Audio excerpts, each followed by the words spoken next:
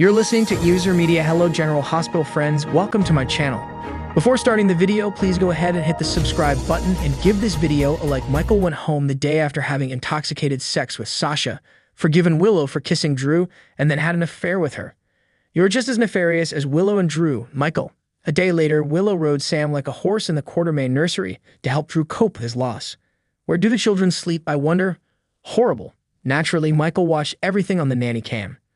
We all know where this is headed, I believe. Sasha will conceive Michael's child, and Willow won't know if she's carrying Drew or Michael's baby. Normally, this would be a good old-fashioned kind of soapy drama storyline. The only problem is that most of us don't care about Drew or Willow and have hated this storyline from the beginning. Plus, I wouldn't wish Michael on any woman, especially not Sasha, who I like. Ultimately, this could facilitate a reunion between Sasha and Michael, along with Willow and Drew exiting the canvas and moving to DC after he's elected to Congress. However, that may not be in the cards, at least none of Tracy and Cody can help it. Their conversation on Friday's episode about Drew being a true Quartermain. What with him cheating with Willow and trying to pay Cody off to keep it a secret was spot on. I'm still struggling with why the writers turned Drew into such a creep. I'm as down as Cody is to see him working with Tracy to upend Drew's life at this point. I love Sasha lashing out at Willow, who tried to blame all her current troubles on Sasha and Cody's big mouths. Then again, she's married to Michael and adores Carly, so of course all her problems are someone else's fault. Sasha wasn't having it, even telling Willow that she fits right in with the den of snakes living in the Quartermain mansion. Damn girl. So who will Willow blame for taking a ride on the Drew Q Express? I was so happy to see Ava and Mana working to repair their friendship, which never should have been destroyed by the writers in the first place. Mana opening up to Ava about her dirty tangos with Drew and Ava warning her to come clean and learn from her history with Kiki and Morgan was a nice nod to the past. When and if Nina does tell Willow about her involvement with Drew, what are the odds Willow somehow makes Nina to blame for her situation and mistakes with Drew? Sir Sidwell returned and Holly faced the consequences of stealing his diamonds when he took Sasha hostage. Sasha tried her best to con Sidwell, showing off what her mother taught her.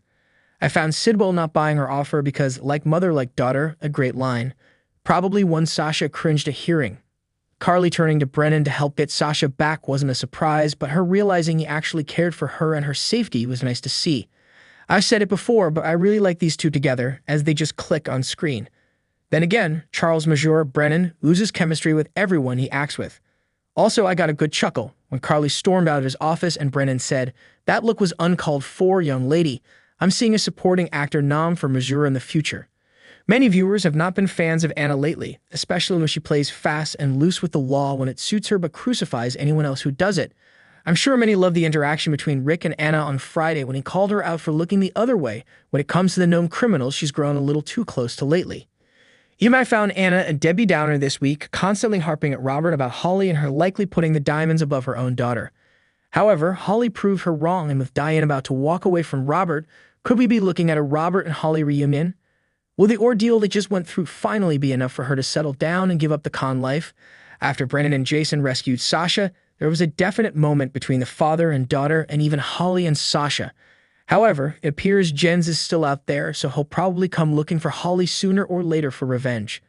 That, though, could be Holly's cue to exit. She could flee Port Charles to keep Robert and Sasha safe from Sidwell. So I will admit Friday's show had me on edge. I thought they might kill Sasha in the explosion for a hot second.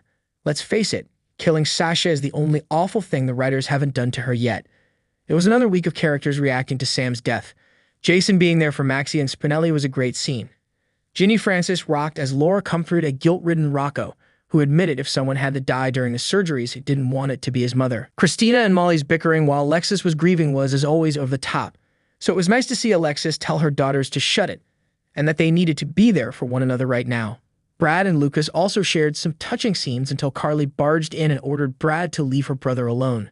I'm really feeling for Lucas and knew the moment he agreed to perform Sam's surgery that he'd be blaming himself for her death.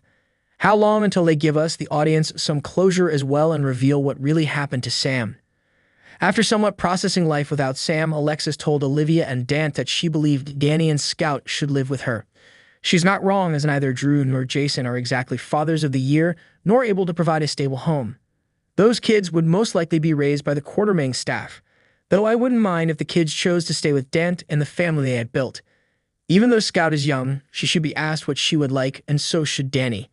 It was heartbreaking when Dante and Alexis talked about the children's future and living without Sam at the end of the week. The performances of so many of these actors are worthy of daytime Emmys.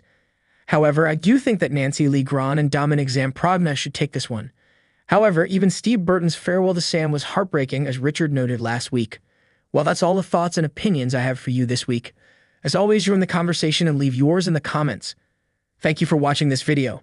Please subscribe my YSR Media to our channel and stay with us.